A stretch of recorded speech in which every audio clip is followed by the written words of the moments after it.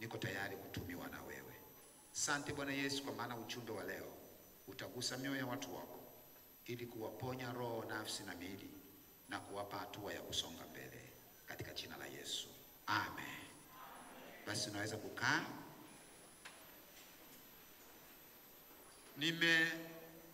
Nimesoma andiko hilo pamoja na wewe na nikachagua kichwa cha ujumbe kinachosema pigania hatima yako. Hebu mwambie mwenzako, pigania hatima yako. Mshike mkono kama unaweza, kama uogopi chochote mwambie pigania hatima yako. Sasa nataka nikwambie, kama kuna kitu shetani anakipiga vita sana, ni hatima yako. Shetani hapambani sana kuzaliwa kwako. Ingalau kwamba wapo wanaofundisha kwamba shetani anapambana hataki uzaliwe. No, anachokiona shetani ni hatima. Akishaona hatima yako, jinsi utakavyokuwa mtu wa pekee, mtu ambaye utakuja kufanya mapinduzi makubwa katika ulimwengu wa damu na nyama, anapambana na ile hatima. Hataki hayo yatokee katika maisha yako. Leo nao tangazo zuri sana. Bwana Yesu asifiwe. Bwana Yesu asifiwe. Kila aliyeokoka hatima nzuri. Si mimi ninayesema, ni Biblia inasema. Katika Yeremia 29:11 Biblia inasema, najua mawazo ninayokuwazia. Nawazia nini? Ni mawazo ya amani, mawazo ya furaha, mawazo ya ushindi, mawazo mazuri, na ongeza mambo mengine, kwamba ili uwe na mwisho, uwe na hatima ya mafanikio, uwe na hatima nzuri. Na hiyo shetani anaiona hatima nzuri. Anaona hatima yako sio ya kawaida. Ndio maana anapambana leo ili usifikie kwenye hatima yako. Ndio maana anapambana na watoto wanaozaliwa ili wasifikie kwenye hatima yao. Katika Yeremia 1 Biblia inaeleza wazi kiasi ule mstari wa 4, kabla sijakuumba nalikujua.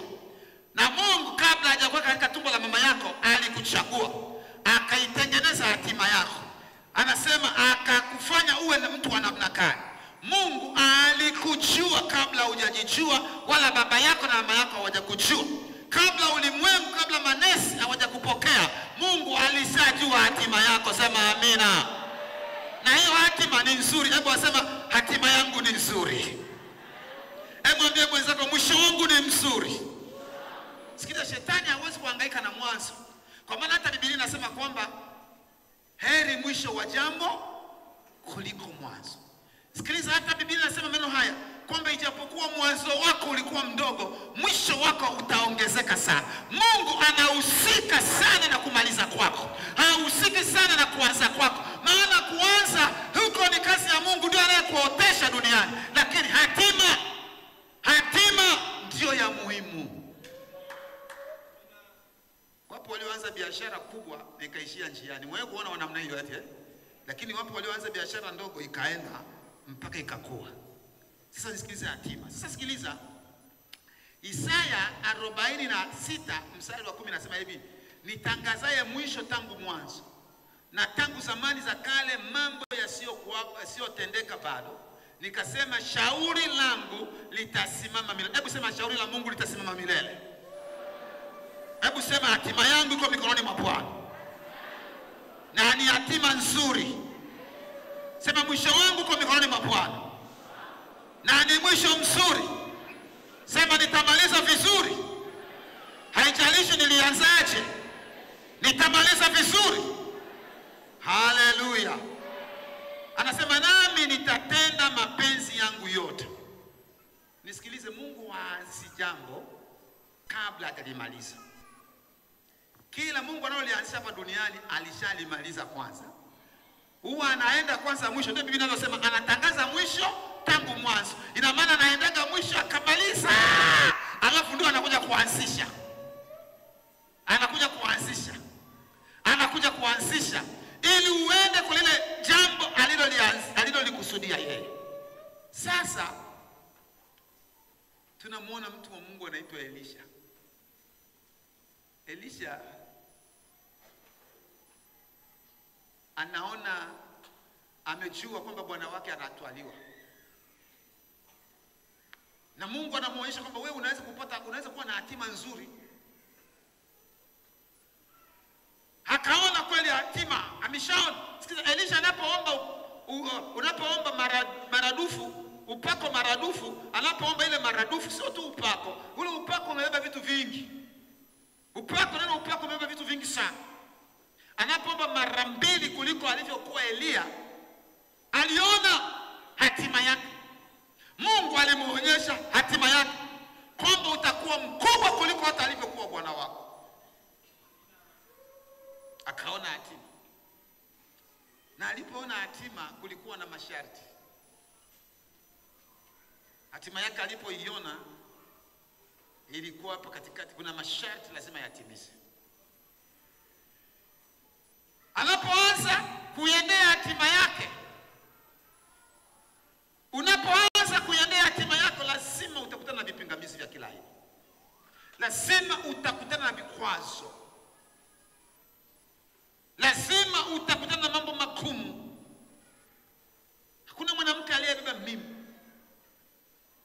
akaenda kujifungua tu, mtoto huyo hapo. Wanapoingia leba, na Mungu alinisaidia, sikuwa daktari wala nesi, ningekuwa na huruma. Sijui kama ningeweza, kwa sababu wale wamama wanaliaga. Ukienda kwenye kile chumba, nilienda siku moja nikakosea, nikawa naingia upande fulani, nikajikuta kwenye nesa, wewe unapata, nikasikia kule kila mtu anakuna mguno wake. Mwingine ameshika kiuno hivi, mwingine, nikasema kumbe ni kazi. Wanaume, mpo wanaume, kujifungua ni kazi nzito sana. Wanaume hawajui. Na kama unataka kujua ni kazi nzito, wanaume wakienda leba, wana wake wao wakijifungua, wanaambiaga wake zao, funga tufunge tusiendelee tena. Sasa hatima ili mtoto azaliwe, kuna shughuli inayofanyika. Kukaa na hilo tumbo miezi 9 sio mchezo, shape inaharibika. Si ndio eti jamani? Wakishafika kwenye mazoezi pale wanavyotembea kule, ukienda pale Makole wanatembeaga hivi. Ili wapate mtoto, ili kufikia kwenye hatima kuna kazi. Hata hizo wanja na shedo wenzako wanachoka. Huwezi kukuta mtu ameenda leba kule amepaka wanja, amepaka shedo, au hakuna makeup. Amechoka. Kufikia kwenye hatima ni kazi Haya. Sasa unisikilize kwa makini. Jambo la kwanza, ili uweze kupigana vita ya kuendea hatima yako, ili upigane vita kuipigania hatima yako, unahitaji ung'ang'anie maono yako, wala usipotoshwe njiani. Hebu mwambie mwenzako, ng'ang'ania maono yako, wala usipotoshwe njiani.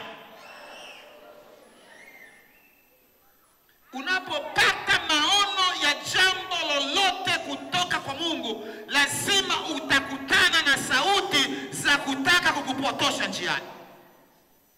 Na sauti hizo zingine zinasema ukweli, zinaongea mambo ya kweli. Elisha anakutana na sauti tena kutoka kwa manabii. Wana wa manabii pale Betheli wakamwambia, ujui bwana wako anakwenda kutwaliwa, hacha kumfatafata. Akawaambia, nyamazeni, najua. Nyamazeni na iendea hatima yangu. Nyamazeni, najua iliyoko mbele yangu. Sitaki kusikia haya. Akafika Yeriko na bwana wake Elia. Akaambiwa, wewe hacha kufuatana na Elia. Elia anatwaliwa, anasema nyamazeni, najua mimi ninachokiendea, naendea hatima yangu. Sitaki hayo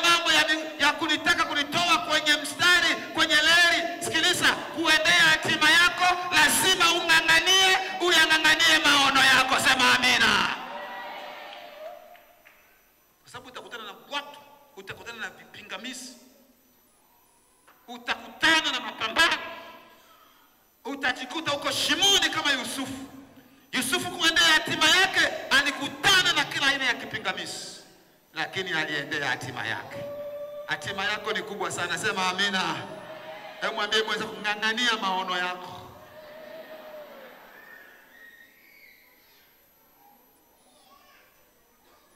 Ng'ang'ania maono yako. Wafalme wa pili sura ile ya pili mstari wa 12 sema Elisha akaona akapaza sauti, baba yangu, baba yangu, gari la Israeli na wapanda farasi wake. Hakumwona tena. Akashika nguo zake mwenyewe akazidarua vipande viwili, kwa sababu alipewa sharti kwamba ili ufikie hatima ya kuwa na nguvu mara mbili kuliko mimi, kuwa nabii mkubwa kuliko mimi, Elisha aliambiwa na Elia, lazima unione ninapotwaliwa. Bila kuniona hutapata mara mbili. Elisha akasema kama ni hilo, mimi nitang'ang'ania hatima yangu. Macho yake akayaweka kwenye maono, akaona kuwa na upako mara mbili kitu cha ajabu sana. Kuwa nabii mkubwa katika Israeli kuliko Elia mara mbili kitu cha ajabu sana. Elia aliyekuwa anaweza kusema isinyeshe mvua na isinyeshe, Elia aliyekuwa anasha moto, sasa nitakuwa mara mbili yake. Akasema hii hatima ni nzuri sana, akaing'ang'ania. Hebu mwambie mwenzako, ng'ang'ania maono yako. Sio watu wanakuja tu wasema hii hutaweza.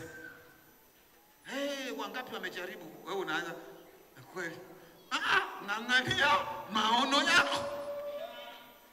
Na watakuja wengine wenye ushauri mzuri unaoonekana kuwa mzuri.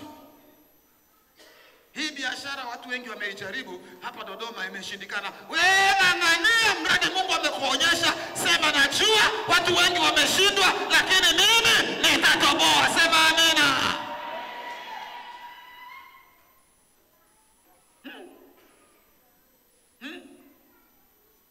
Akang'ang'ania. Sikiliza.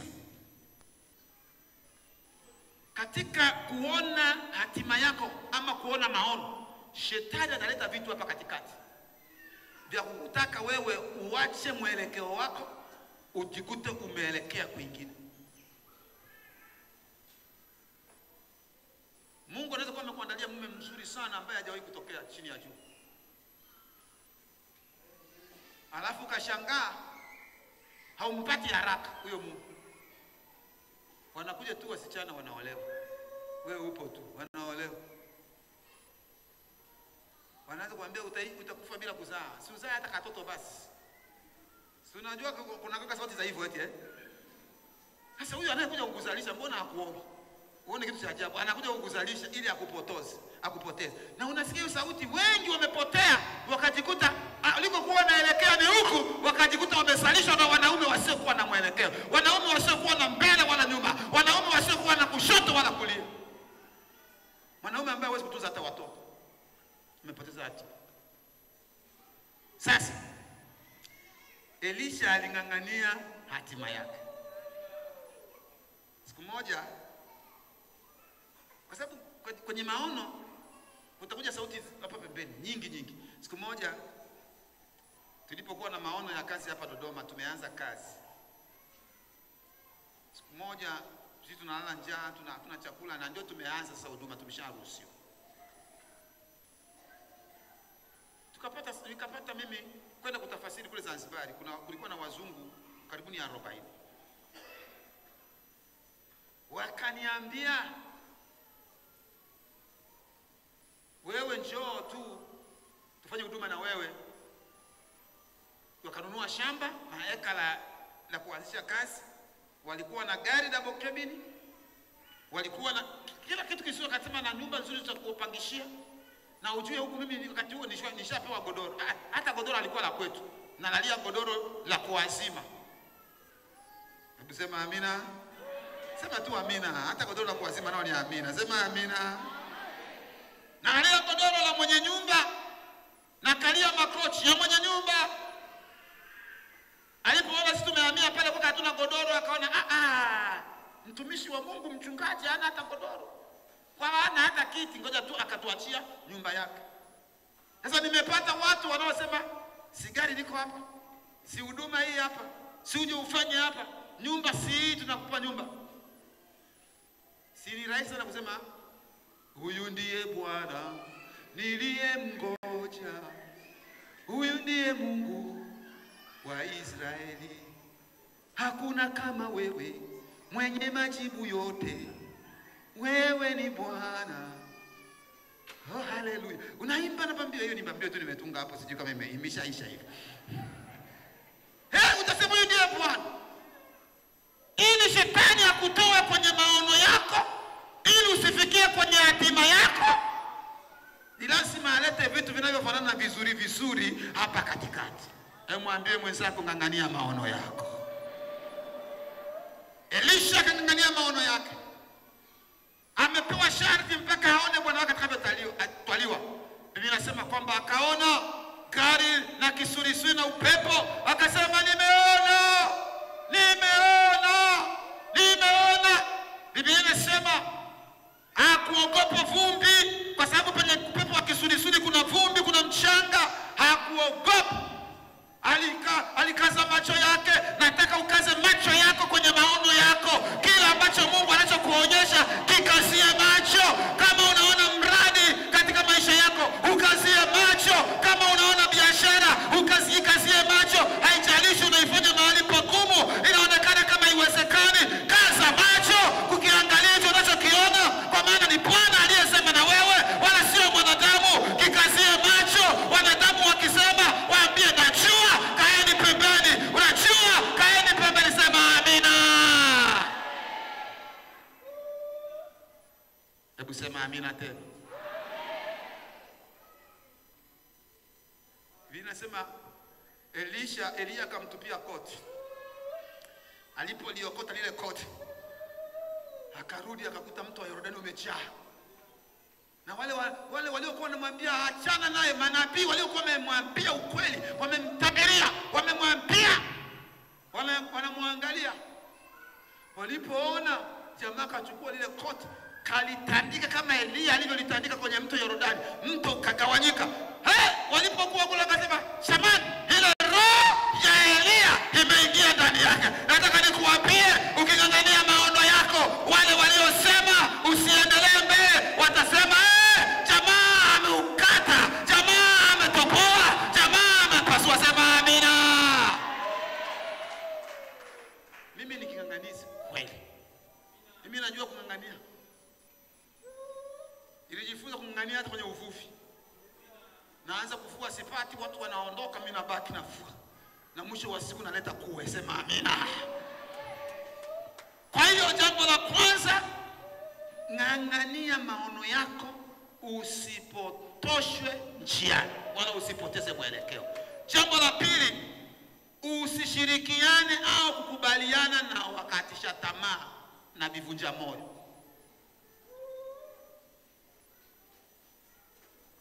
Usishirikiane wala kukubaliana na wakatisha tamaa na vivunja moyo. Mgeukie jirani yako, mwambie usiwe kivunja moyo wewe. Kama kuna mahali ambapo kumejaa vivunja moyo huko duniani, ni ndani ya kanisa la walokole. Ukitamka mbele ya mlokole kwamba unataka kufanya kitu fulani kikubwa, anakusomea maandiko, msinie makuu. Analeta andiko haraka haraka, msinie makuu. Na ndio maana hatuna hata vitu vikubwa. Biblia inasema kwamba ikiwa nia ipo, kutenda kupo. Hakutakuwa kutenda kama hakuna nia. Na kama utania madogo, utaishia kwenye madogo. Lakini watakao nia makubwa, watapata makubwa. Sema amina. Mimi nataka nione mabinti hapa wanaosafiri kwenda China kwenda kufunga mizigo, hata kabla ya kuolewa. Unajua mabinti wengi wanasubiri mpaka waolewe ndio waende China kufunga mizigo. Nataka ufunge mizigo ili yule mwanaume aje akute kila kitu kipo. Na tuondoke kwenye ile dhana kwamba mwanamke akiwa amefanikiwa atamuonea mume wake. Hapana, wanawake waliofanikiwa katika Kristo ni wanyenyekevu sana. Mmoja wapo ni mke wangu. Unauliza swali, mke wako amefanikiwa wapi? Mke wangu ndio alikuwa na maandazi yake wakati sisi hatuna chakula. Yeye ndio alikuwa anafanya biashara zake za maandazi. Yeye ndio alikuwa anauza mboga zake za majani. Yeye ndiye alifanikiwa kabla yangu. Sijaleta chochote, yeye alikuwa analeta unga. Sijaleta chochote, yeye alikuwa analeta chumvi. Sijaleta chochote, yeye alikuwa analeta samaki. Kama tulianza kula kilo ya nyama hapa Dodoma nusu kilo, ilikuwa robo kilo nusu kilo. Robo kilo ya nyama hapa Dodoma nyumbani kwetu ilikuwa kwa sababu mke wangu amenunua, ameuza mboga za majani, akapata, akasema na leo na sisi leo na hapa ile akasema ngoja nijifunge kibwebwe, akanunua robo kilo ya nyama, tukala. Sema amina. Wanawake waliofanikiwa katika Kristo wanatunza familia zao. Wananunulia waume zao suti nzuri kama hizi. Kama una wivu, kazi yako. Na ukifanikiwa umnunulie mume wako suti, wewe sio mwanamke uliyefanikiwa. Sisi mwanaume ukianza kumnunulia ndio atazidi kujidai mwanaume ndio alete. Sikiliza, hakuna aliyeambiwa alete, sisi wote tunaleta. Sisi wote tunanunuliana, sisi wote tunapeana zawadi. Tunapendana, wanaopendana upeana zawadi. Sema amina. Huo si ujumbe wangu. Usishirikiane na vivunja moyo, wala usikubaliane nao. Kama unataka uwe na hatima nzuri katika maisha yako. Hata nilipokuwa tunajenga kanisa hili, mimi naishukuru sana hii kamati ya nani ya Agai. Nashukuru sana wazee wangu wa kanisa, na nakushukuru wewe. Lakini unajua sijapata watu wengi waliokuja Bongo, ni wengi. Sasa mchungaji, tunaongeza kanisa. Mbona hili kanisa linatosha bado alijawa? Alafu tena unataka kuvunja kanisa zuri. Yaani kwepo yanatoa sababu mlivunja, na ni wewe mmoja wapo. Yalikuwa anatoa sababu za muhimu sana kwamba kanisa bado ndio tumeweka carpet nzuri. Sikiliza, tunaweza kuweka hii nani nzuri, lakini ghafla tu wameingia washirika 5,000. Tutabomoa. Sema amina. Ikawaambia tutajenga tu. Unajua ni hela nyingi sana. Nasema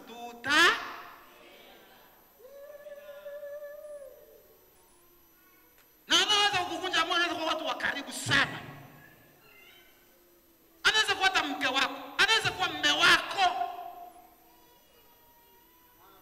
Mimi mke wangu nimewahi kumvunja moyo sana kuhusu biashara. Haijawahi kutokea duniani mtu aliyevunja moyo kama nilivyomvunjaga mke wangu moyo. Lakini leo anaendelea na duka lake, naendelea naye.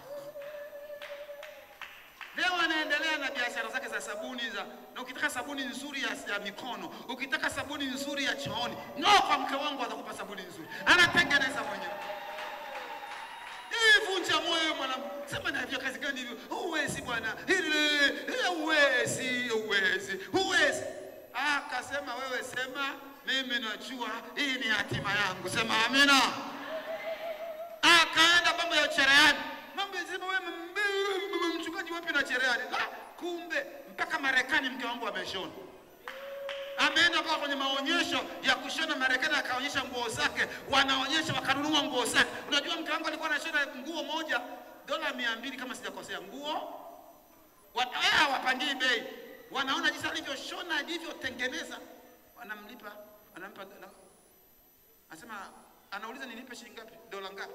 Mama anasema wewe ndio tujipangie mwenyewe. Anasema chukua $200. $200 unajua ni na 4 na kilo karibu na 5. Nguo moja tu kushona, unafikiri mchezo? Lakini mimi nilimwambia achana wewe. Cherehani nini? Mama mchungaji tena cherehani. Jamani, nikaona shaka. Lakini akang'ang'ana na maono yake. Lakini akakataa kushirikiana na kivunja moyo anaitwa Vangasi Saluma. Akasema wewe kivunja moyo sita. Akajifunza huko akasubiri nimesafiri, mwenzangu akaingia kujifunza, akajifunza kutengeneza sabuni, akajifunza. Haleluya. Kama unabisha mpelekee blouse, uone atakapo kushonea blouse ni bingwa. Lakini sasa hivi ameacha kushona, ametulia, amewaachia nyie. Sasa muendelee washirika. Sasa hebu soma hii, sikiliza, soma hii. Hii inanifurahisha sana. Inanifurahisha sana. Nehemia sura ya 6 mstari wa 1 na wa 4. Nasoma haraka haraka. Biblia inasema basi ikawa walipoarifiwa Sanbalati na Tobia na Geshomu Mwarabu na adui zetu wao wengine kwamba nimeujenga ukuta wala ya kusalia mavunjiko ndani yake, ijapokuwa hata wakati ule sijasimamisha milango katika malango, Sanbalati na Geshomu wakatuma wajumbe kwangu, wakasema njoo tukutane huku vijijini katika nchi tambarare ya Ono, walakini wakakusudia kunifanyia mabaya.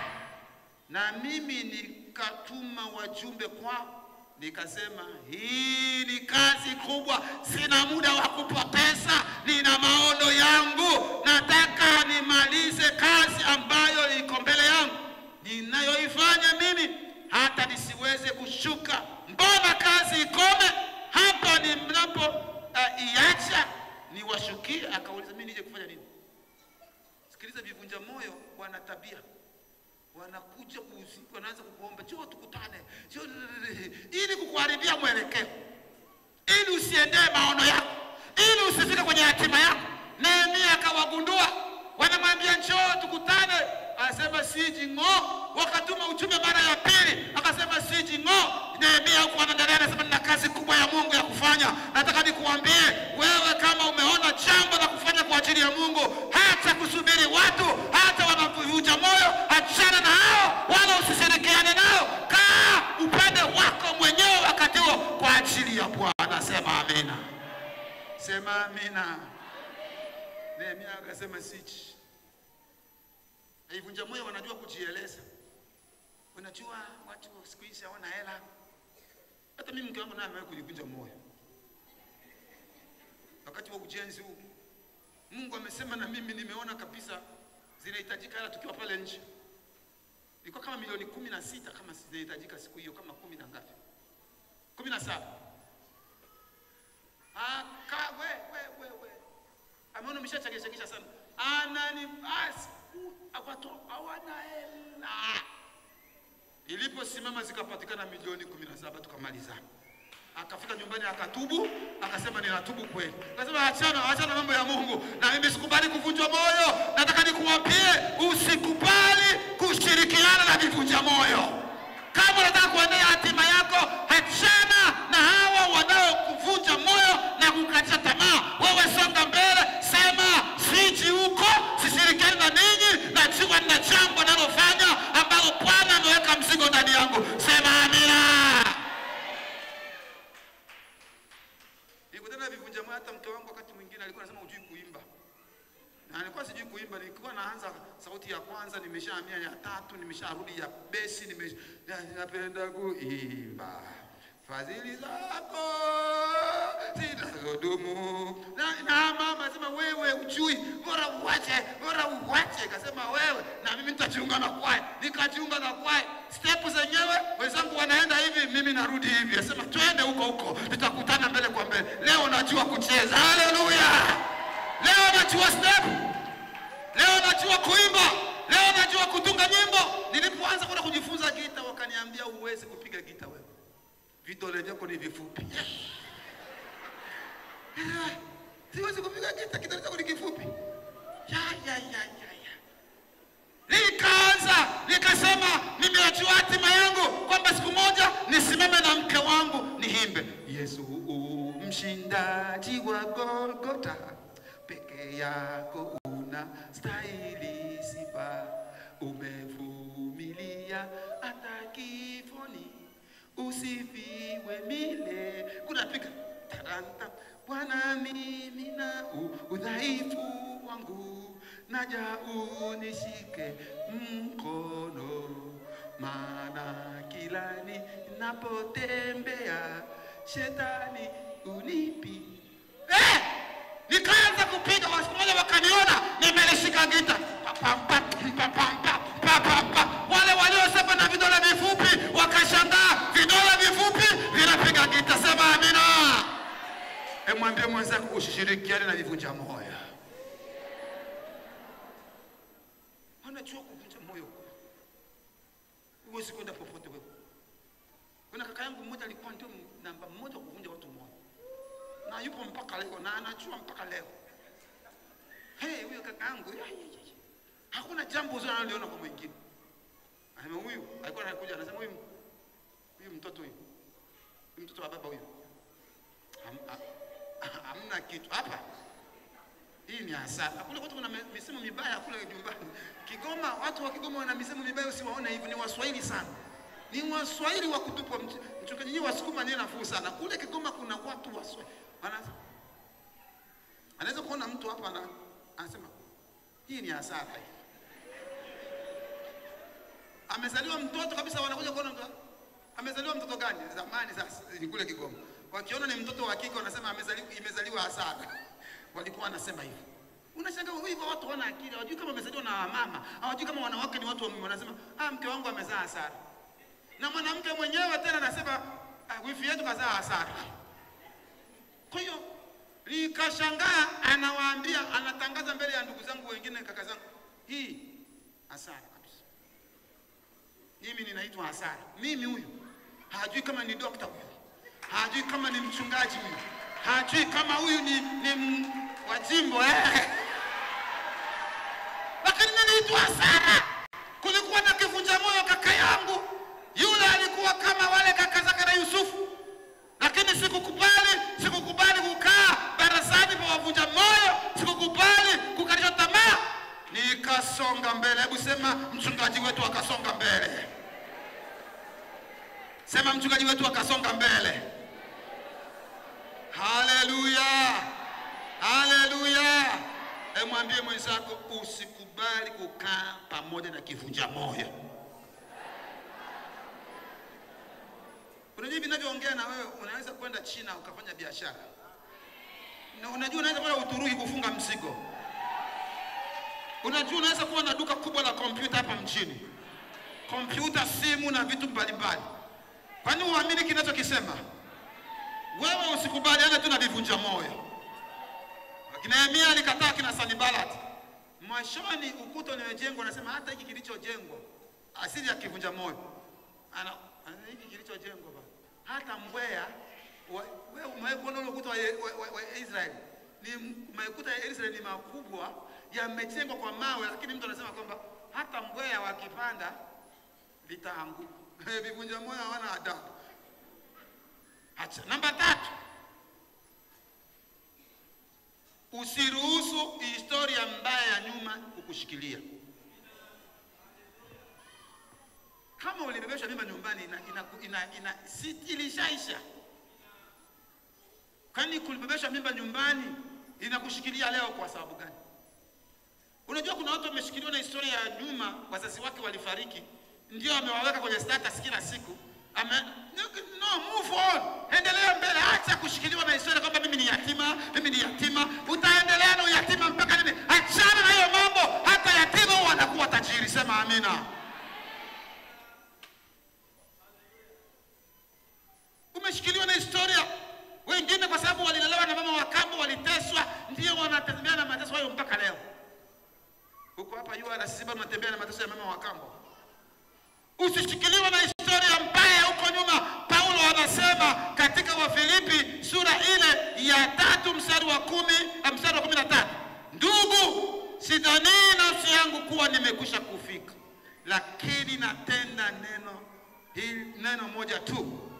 Sema nikiyasahau yaliyo nyuma, nikiyachuchumilia yaliyo mbele, ili uendee hatima yako, lazima usahau yaliyo nyuma. Sahau historia mbaya ya huko nyuma, chuchumilia kule unakoenda.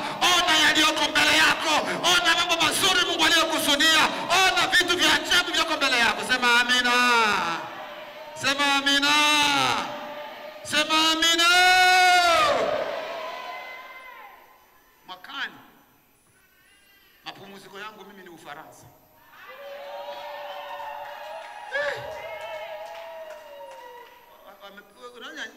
Vivunja moyo hawakupiga hata vigeregere.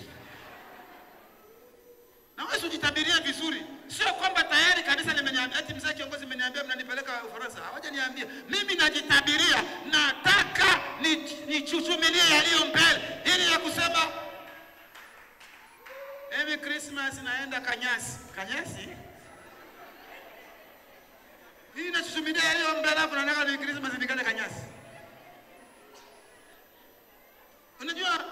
Unajua watu hawafikiria kwamba anaweza kupeleka familia yake Dubai, ukachukua familia yako mama wao na mzee wao, tukaona tu kwenye status zinatokea mko Dubai, mara mko kwenye ile jengo refu, mko kwenye Miracle Garden, mko pale na mzee wao na miwani zenu pale, mnazunguka mmevaa makaptula wote wawili, mnazunguka.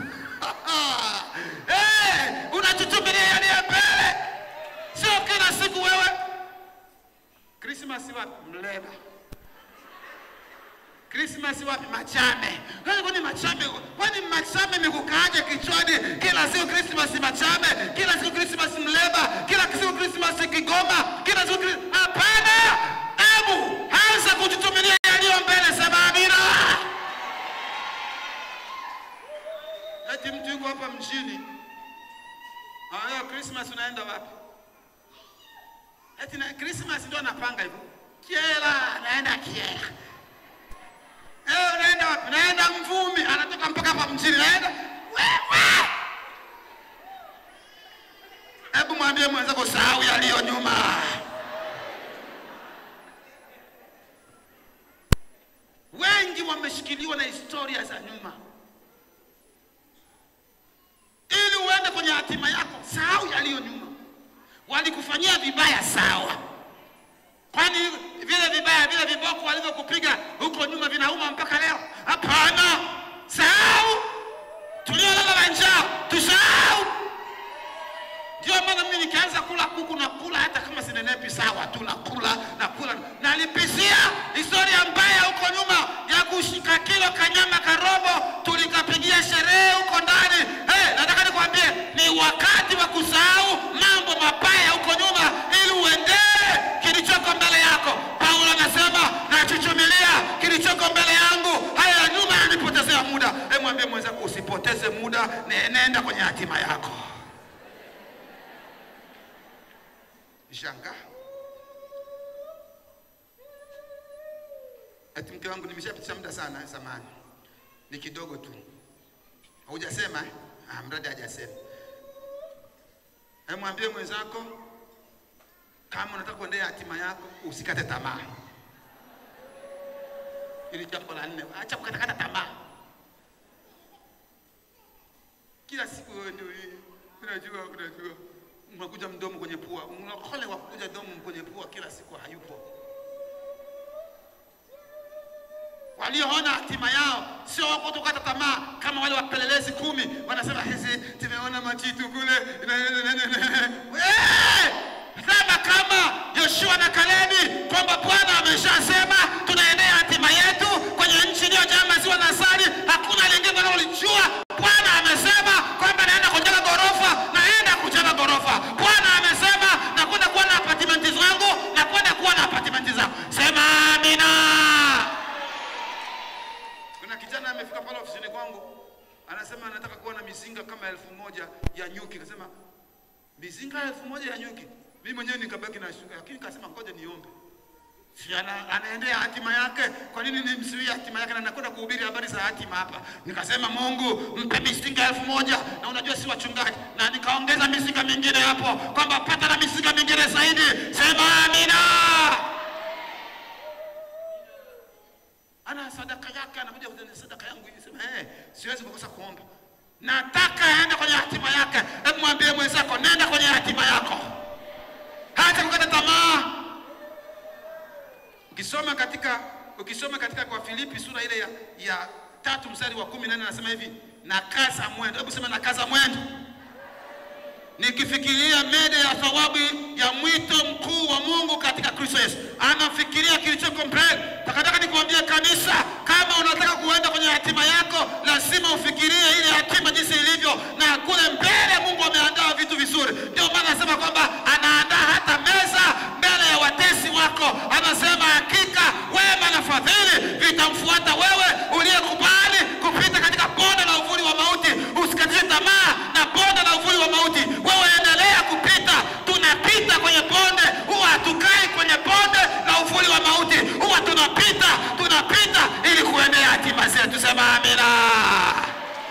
sema amina. Hebu sema amina. Hebu sema amina. Hebu sema naendea hatima yangu nzuri. Sema naendea hatima yangu nzuri. Sema naendea hatima yangu nzuri. Unajua Mungu ametukusudia hatima nzuri. Hata kama ungesemaje. Hata kama ungesemaje. Jamani, mlango unapokufungukia pale si hatima nzuri ati naifika pale unakuangalia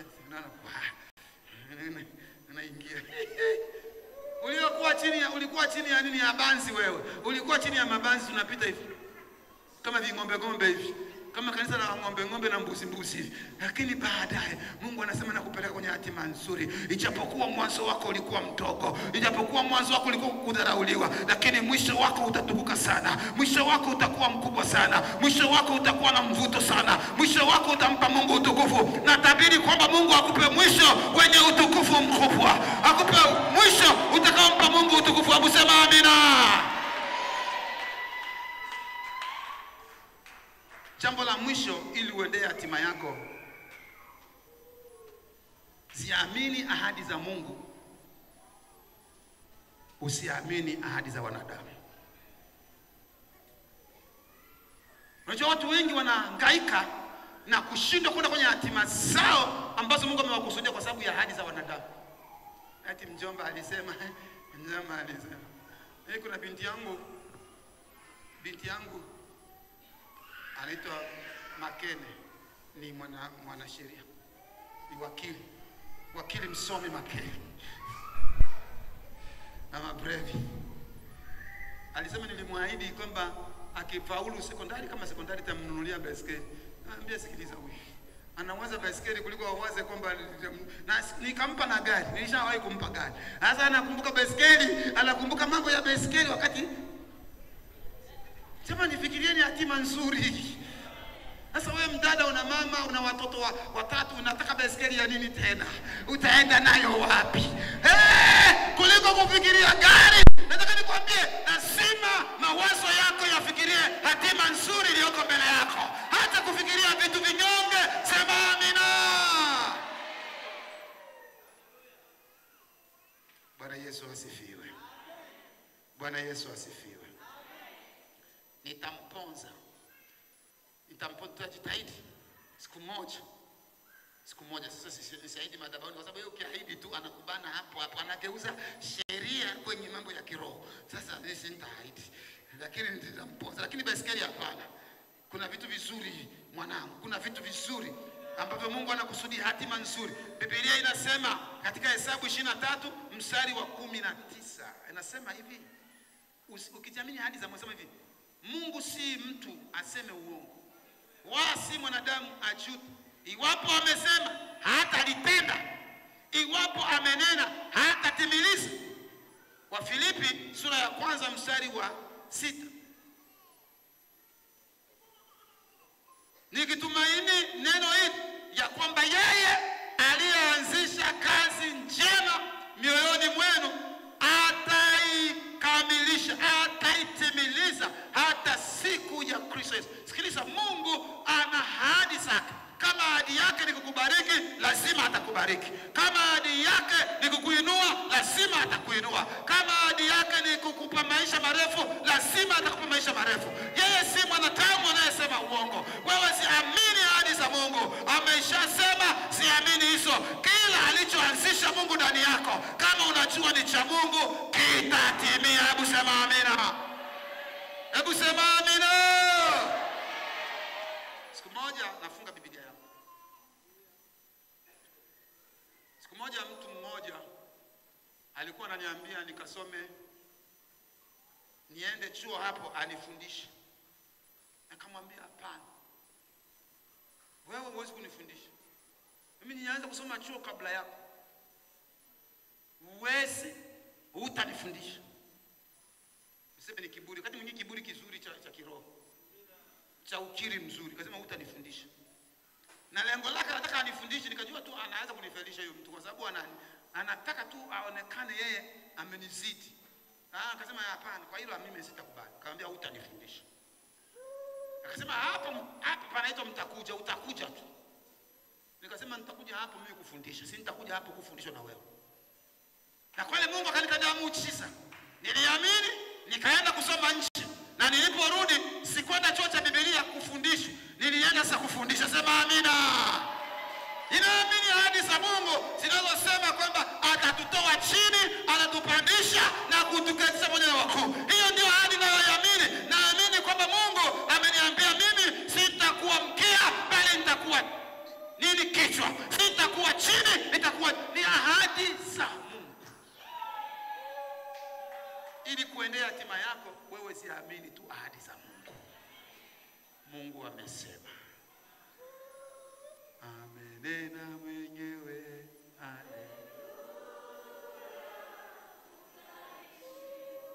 Tusimame kwa miguu yetu niko. Ni ujumbe wa Bwana. Haleluya.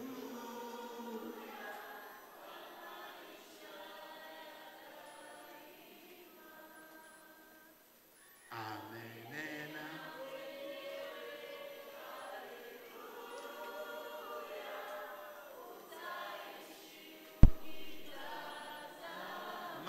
Matazama.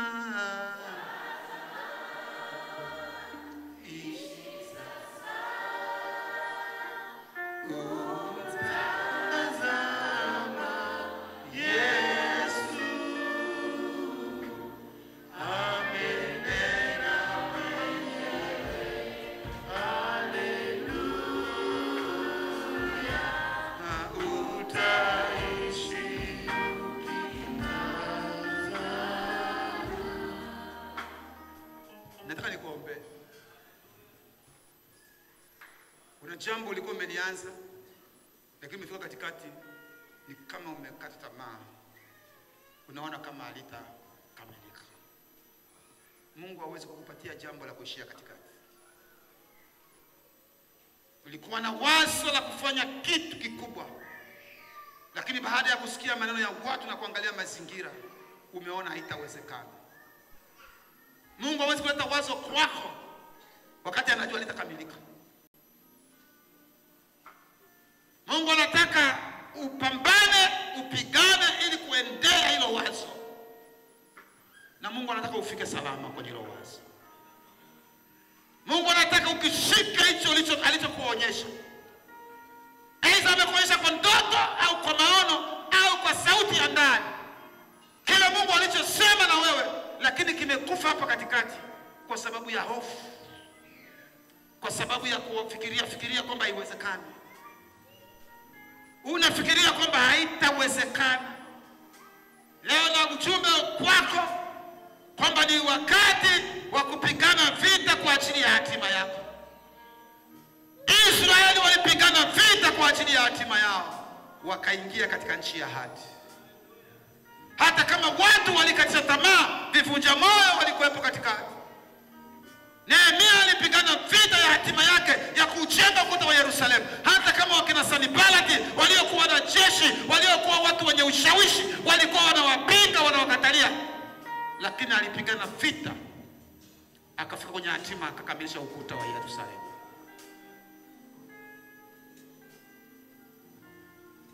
Kile ulipojaribu kutoa wazo lako, kuna watu walisema kinyume, wakasema haitawezekana. Inawezekana. Ni familia, ulifikiria jambo lakini wanakuambia haiwezekani. Kisa mimi naona kwa niaba yako kwamba kuna watu watakuwa na maduka makubwa ambayo hayakutarajiwa, kwa sababu wataendea hatima yao. Na watu watamiliki maduka ya nguo makubwa hapa Dodoma, utashangaa. Wanatoka hapa kanisani wanaona kufanya vitu vikubwa, kwa maana wamekubali kuendea na kupigana vita kwa ajili ya hatima yao.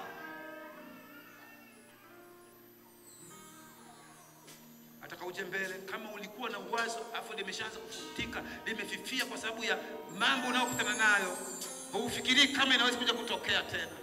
Mungu leo anataka niombe na wewe. Mungu anataka niombe na wewe. Tazama. Kumtazame Yesu. Mtazame Yesu.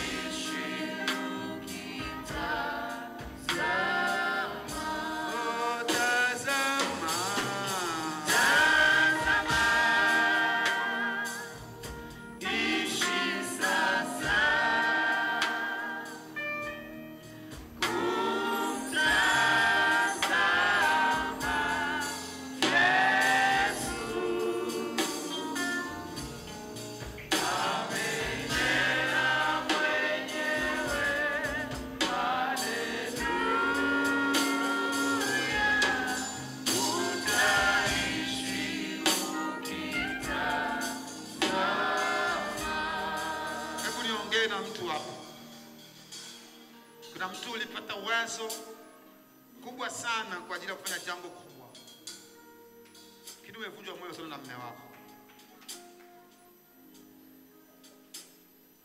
Mume wako anakuambia itawezekana, haiwezekani kabisa. Unachokifikiria hakiwezi kutokea. Nataka nikwambie leo ndio siku yako ya kupata msaada kutoka juu. Mungu anataka uende hiyo hatima. Na familia itashangaa sana. Kwa maana jambo litakapotokea, familia nzima itaamini.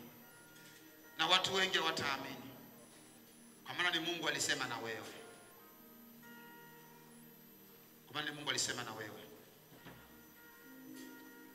Ulitaka kujenga shule, njoo. Umesita hapo ulipo na unatamani, lakini ile wazo limeanza kufutika kwa sababu unaona ni jambo gumu uweze kujenga hiyo shule. Nataka nikwambie ni wewe ambaye Bwana anataka uijenge hiyo shule. Tena itakuwa shule nzuri. Shule nzuri sana. Njoo niombe na wewe.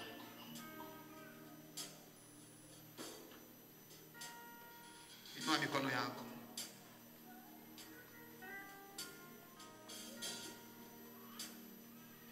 Hebu sema maneno haya. Bwana Yesu, nisaidie kupigana vita ya hatima yangu. Bwana Yesu, ninajua umeniandalia hatima nzuri. Adui hataki niende hatima yangu. Adui amenipinga sana na amenidhoofisha hata nimekata tamaa.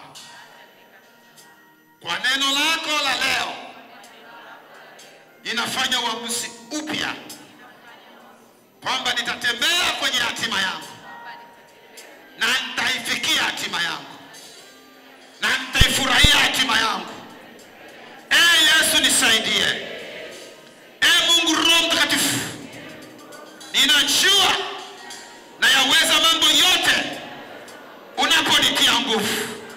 Nitie nguvu niende hatima yangu. Nitie nguvu nifike kwenye hatima yangu.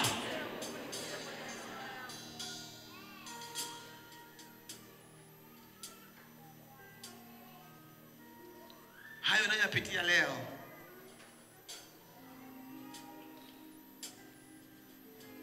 yanakusukuma kwenye hatima ambayo Mungu amekukusudia. Yusufu alipitia hayo, lakini alienda kwenye hatima ambayo Mungu alimkusudia. Daudi alipigwa vita na ndugu zake, lakini alijua kumtegemea Mungu na aliangalia hatima yake. Akaiona hatima yake, akaiendea hatima yake. Mungu akamfanya kuwa mfalme wa Israeli. Mungu atakufanya ukimwangalia yeye. Ukiangalia ono aliloweka ndani yako. Hayo maono ambayo Mungu ameweka ndani yako ni uwepo wa Mungu ndani yako. Hayo maono ambayo Mungu ameweka ndani yako ndiyo sauti ya Mungu ndani yako. Ndiyo ramani inayokuendesha kuendea kwenye ile jambo ambalo Mungu ameliweka mbele yako. Mtazame tu yeye. Mtazame Yesu aliye haki. Hivi sasa upate ishi. Inua mikono yako. Mwenye dhambi mtazame tu, wala usifanye tashishi. Tazama,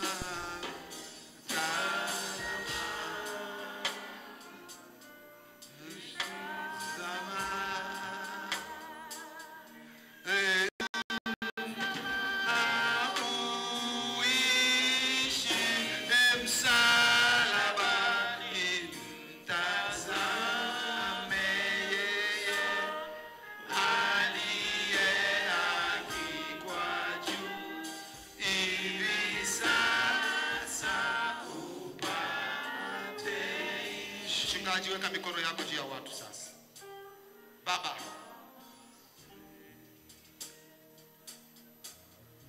hatupo mahali hapa kwenye madhabahu yako kufanya mangonjera, maigizo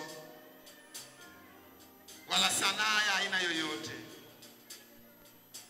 Si kama wapigao kelele, si kama waigizao, si kama wafanyao comedians. Kwa mahali hapa kulisema neno lako. Neno lako lina nguvu ya kubadilisha mambo. Neno lako lina nguvu ya kuumba upya. Neno lako linatimiza makusudi yako. Baba Mungu, wewe ni Mungu wa miujiza, unayewapeleka watu wako kwenye hatima nzuri na kwenye kilele cha mafanikio ya kiroho na mafanikio ya kimwili. Ndio maana lako nasema, mpenzi kayo, ufanikiwe katika mambo yote na kuwa na afya yako njema. Baba, natamka sasa kwa watu wako ambao Bwana uliweka ono na wazo ndani yao, uliwaonyesha hatima fulani, hatima ya kujenga shule, hatima ya kujenga apartments, hatima ya maduka makubwa ya biashara, hatima ya kuwa na Uber na Bolt katika mji wa Dodoma, hatima ya kujenga dispensary. Ni wewe ulioonyesha hatima zao, hatima ya kuwa na vitoto na vituo vya watoto yatima, hatima za kutunza wachana, hatima za mzigo wa kazi mbalimbali. Uliwaonyesha wewe Bwana, utatimiza wewe Bwana. Ninaachilia hiyo nguvu ya Mungu juu yako, ikatimize hicho kilichoko ndani yako. Na kama kilikuwa kimeanza kuondoka, ikawe ni mimba mpya imetungwa ndani yako, ikawe ni mimba mpya imetungwa ndani yako, na muda si mrefu itazaliwa hiyo mimba, na hilo jambo litakwenda kuonekana. Hata wale waliopinga, waliocheka, hata wale waliokuziwia wakataza, hata wale waliona kama una akili watashangaa. Mungu akashangaze ukoo wako, Mungu akashangaze ndoa yako, Mungu akamshangaze mke wako, Mungu akashangaze mume wako, kwa maana Bwana anakupeleka kwenye hatima yako. Kama Mungu ulivyoshangaza kaka zake na Daudi, ukampeleka Daudi kwenye hatima yako, ndivyo Mungu atakavyoshangaza waliokuzunguka, ndivyo Mungu atakavyoshangaza uliosoma nao, ndivyo Mungu atakavyoshangaza ukoo wako. Bwana akupeleka kwenye hatima yako, Bwana akupeleka kwenye hatima yako. Kama Mungu alivyoshangaza wale manabii wakati wa Elisha, wakamwona Elisha akibeba roho ya Elia maradufu, Mungu akawashangaza waliokuzunguka. Mungu akashangaza ukoo wako wote. Baba, hatima yako kwa mtu huyu ikaonekane wazi. Bwana akatende mambo makubwa, Bwana akatende mambo ya ajabu, Bwana akafanya mambo ya kushangaza katika maisha yako. Baba, ninakushukuru kwa maana Mungu tayari umetenda mambo makubwa katika ulimwengu wa roho. Yapo mambo makubwa yameshatokea mahali hapa. Katika ulimwengu wa kiroho mambo makubwa yameumbika ndani ya mioyo ya watu wako. Yanakwenda kuzaliwa mambo makubwa Baba, ambayo hakutarajiwa wala kutegemewa. Hata wale waliokuwa wamekatia tamaa, Baba, angalia Baba, mambo makubwa yanakwenda kutokea. Baba, ninakushukuru kwa maana Bwana umetenda. Na sitaimba ametenda maajabu nami siwezi kueleza. Ametenda maajabu nami siwezi kueleza. Utakuwa ni wimbo utakaoimbwa kwenye familia, utakuwa ni wimbo utakaoimbwa pale ofisini, kwamba ametenda maajabu nami siwezi kueleza. Baba, ninakushukuru kwa maana umetenda. Baba, na waruhusu watu wako kutoka nyumbani mwako mchana wa leo, wakaanze kuona ukuu wako wanapotoka kwenye malango ya kanisa hili. Watakapokanyaga nje ya viwanja hivi, miujiza ikaanze kutokea, maisha yao yakaanze kuguswa tena upya, neema yako ikaongezeke sana juu ya maisha yao, wakatoke mahali hapa kama walivyotoka kwenye mlima Horebu, wakang'ae nyuso zao. Baba, neema kubwa ikawe juu yao, wakasione fadhili zako, wakauone upendo wako. Mungu wangu, na waachilia katika wiki inaoanza kesho, wakapate kibali kila mmoja atakapokwenda, kusiwepo na wakukataliwa Bwana, wakakubalike kila mahali Bwana, wakapate kibali Bwana, wakaheshimiwe Bwana, na wakapewe haki zao waliodhulumiwa haki zao, walionyang'anywa viwanja vyao wakapewe viwanja vyao, waliodhulumiwa mirathi yao wakapewe mirathi yao, walionyimwa vitu vyao vilivyokuwa haki zao wakavipewe Bwana, na zaidi ya yote wasiokuwa na kazi wakapewe kazi, wengine hata bila kufanya interview wakaitwe kazini. Haya ndio maombi yangu kwa washirika hawa Bwana, zaidi ukiwaponya magonjwa na maradhi yote, wakawe na afya njema katika miili yao na katika roho zao. Baba, naomba neema ya Bwana wetu Yesu Kristo na upendo wa Mungu Baba na ushirika wa Mungu Roho Mtakatifu uwe pamoja na sisi sote katika jina la Yesu. Amen. Twende na amani ya Bwana.